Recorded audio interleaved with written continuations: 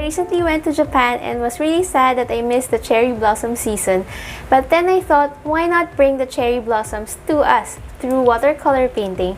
So join me today as we learn how to paint simple watercolor cherry blossoms.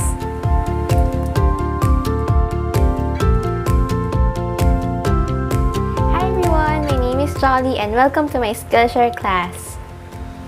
I'm a watercolor artist based in the Philippines and I love painting flowers. I have an Instagram account that serves as my digital art journal. That's where I post all my paintings, my progress videos, time-lapse videos, and anything else that I want to share about this wonderful medium.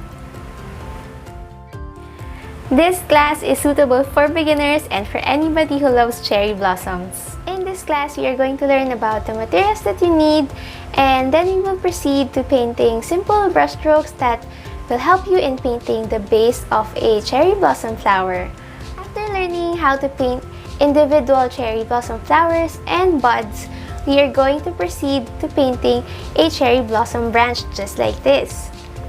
You will also learn about the wet and wet technique and the dry brush technique, which are both useful for painting other florals as well.